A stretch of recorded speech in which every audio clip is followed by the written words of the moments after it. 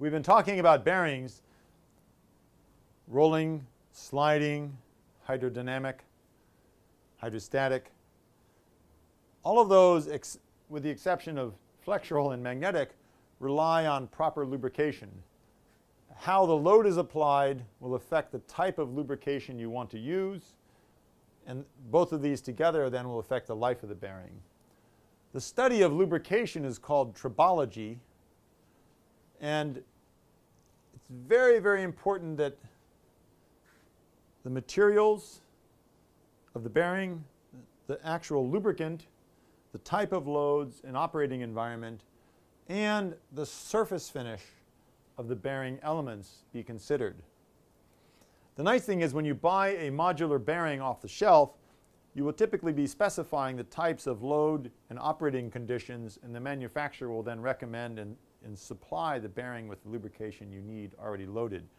And your best world is if you can have a greased for life bearing with seals such that you never actually have to ever lube it again for the intended operating life of the machine. For very long range of motion of machines, long lifetime, you will have to be considering the design of the lubrication system for your machine. That may be as simple as there being little grease fittings in your machine, like here, and then a maintenance procedure for once a year, grease your fittings with 2 shots, which correspond to so many grams of such and such type lube. In a machine that may have dozens of these carriages, getting to dozens of them to lubricate them would be pretty bad. That's where you need to start designing tubes between them all so that you can have one point of lubrication or a central lubricator system. System design being the key operative word.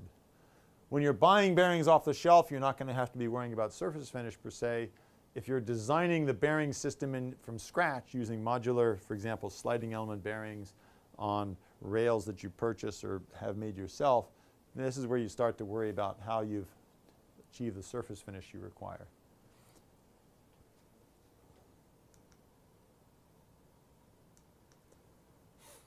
Sliding contact bearings in particular are very, very sensitive to the lubrication you apply because they often rely on the hydrodynamic wedge to be built up.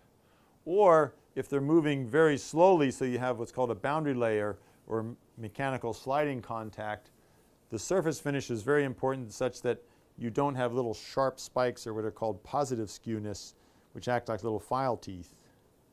You want to have little valleys that will hold the lubricant, such as this one structure moves on top of the other, it'll slowly draw out a little bit of lube and help it slide better with less wear. We had alluded to this earlier of doing the calculations for the PV value of the bearing. That's the applied pressure times the velocity, which has to be below a maximum. And indeed, you can calculate based on the type of bearing material how much wear you get. In other words, for every kilometer of motion of the bearing at this PV value, expect there to be so many microns of wear in the bearing. That's information that the bearing manufacturer should provide for their material.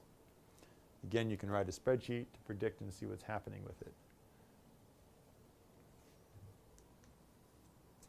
For rolling contact bearings, the type of contact surface, for example, is it a circular arch bearing or a Gothic arch bearing, this configuration being used in single rolling element rotary bearings that can hold a moment load without having to have 2 bearings together to resist that moment load, will affect the type of lubricant also. The nice thing is that the ball bearing manufacturers are very good about recommending the type of lubricant to use and how much to use for your application. The lifetime of a ball bearing, be it a rotary motion, linear motion, ball, or roller, is calculated with this type of equation, typically called the L10 life for the rotary motion bearing. That says this is the number of revolutions you'll get when 10% of the bearings fail.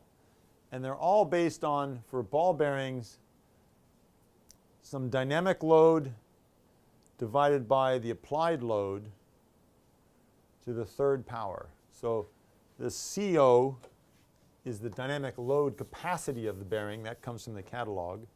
So in other words, life at which 10% of the bearings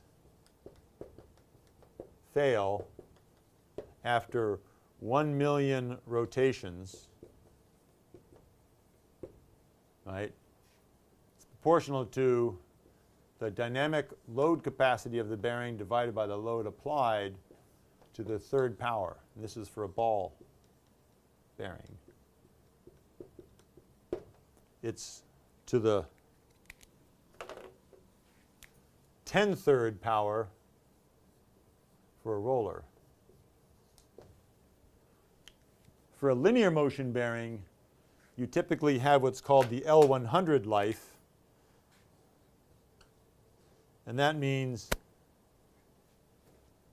I can get 100 kilometers of travel. Same factor of 3 and 10-thirds for balls versus rollers. Now, a lot of the linear motion bearings, particularly in the automation, high-speed automation machines, will put 1,000 kilometers on the machine in a year. They run 24 hours a day, 7 days a week. For those high-speed applications, very, very long life, you have to work with the manufacturer's catalog for the, and there's some coefficients on these equations, on how to predict the life of that bearing. On those types of very high speed, very, very long travel motions, it becomes even more critical, the mounting of the bearings, such that those parasitic forces caused by misalignment acting through the stiffness of the bearing to create that misalignment force can be the dominant load and life limiter.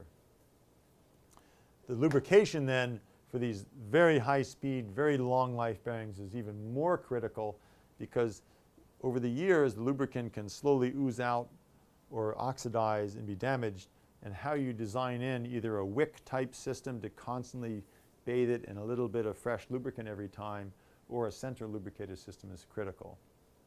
For clean room applications where you can't have lube dripping out, these types of bearings also come with seals and or special retaining features in that hold the rolling elements and separate them with little lubrication pockets, where you have just enough lube to help the bearing roll, but it doesn't drip out. Why do we have to grease a rolling element bearing? I thought that was the beauty, that it rolls. Why does it need lube? Well, remember the Hertz contact, the rolling element, and the rolling element is not round under load. So where is it? That the radius of rolling? What is this radius here? As the thing is mushed.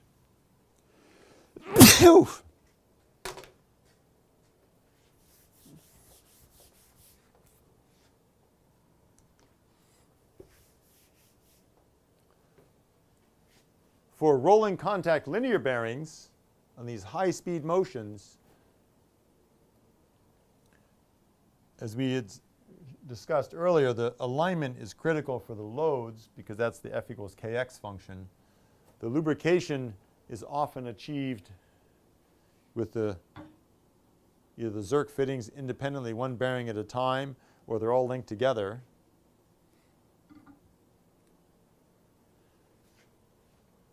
And a very important virtual effect of lubrication is if I have a linear motion axis, another linear motion axis on top, and I'm moving one through a sine wave and one through a cosine wave, such that together I trace out a circular pattern. For example, a milling cutter is coming down,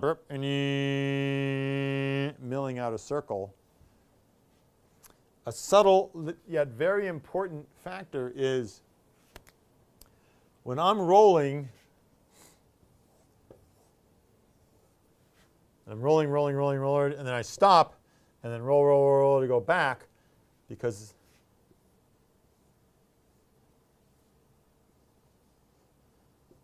This is my x-axis and my y-axis.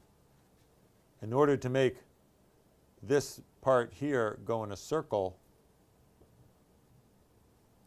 it's going down and up, down and up. This reversal point causes the rollers, when they're moving this way, boom, stop and then go back. There is a little bit of hysteresis that happens upon that reversal cycle. And you can imagine that here is the roller that's smashed between the rails, the raceways. And I've drawn it purposely a little bit of oblong because as I'm shearing it this way, I get a little bit of deformation in it.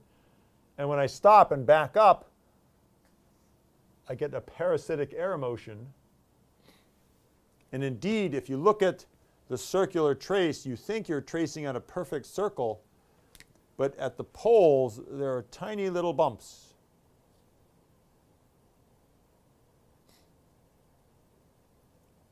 These bumps may only be a micron or a fraction of a micron, that is a millionth of a meter or less. You may never notice them. If you're doing a wafer stepper or a very, very high precision grinding machine, chances are you will. The lubricant that is used, and indeed the preload that is applied, will have a profound effect on this reversal hysteresis. How do you predict it? Very, very difficult. But you can measure bearings, get the data from the measurement, and build that into your database of understanding as to what the amount of preload, what type of lubricant can you use to minimize this effect. These subtle types of effects are the difference between machines that can dominate the planet with happiness and performance, and those machines which look really creative but really don't work so well.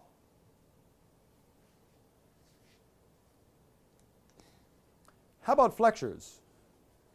Well, there's no lube, but load and life are very important, and it's actually fairly easily calculated simply because the flexural element doesn't have the unknowns of wear associated with did I get the lubrication right or the surface finish right. So the life of a flexure is fairly easy to predict based on understanding of solid mechanics, and just it's a fatigue life calculation. Seals. Now ideally, intelligent design would prevail here, which is why fish don't have propellers, because God knew there'd be a problem with the seals.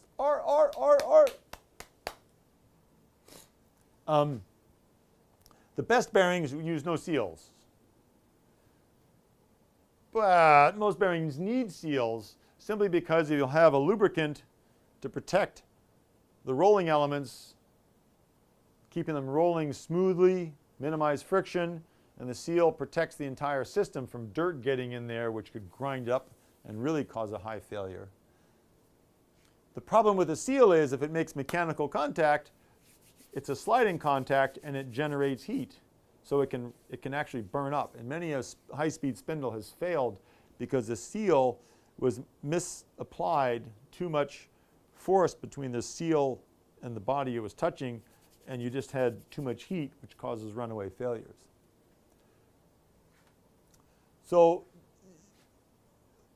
as odd as it sounds, even though the seal doesn't carry any load, it's not a high stiffness, it's just there to keep things clean, is often the most critical element on your machine. Systems, bearings and systems.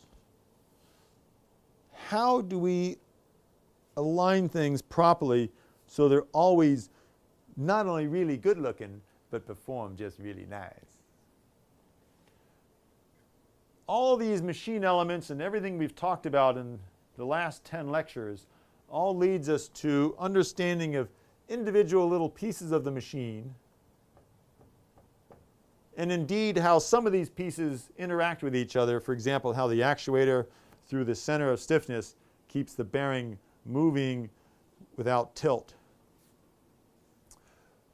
What we're going to be doing next in topic 11 is looking at how do we predict the performance of the entire machine at a large assembly of bearings, actuators in the entire structure. And indeed, the interaction of all the elements through the structural loop and the changing shape of the machine and of that structural loop made possible by the bearings is going to be your key to being able to create machines to do fantastic things.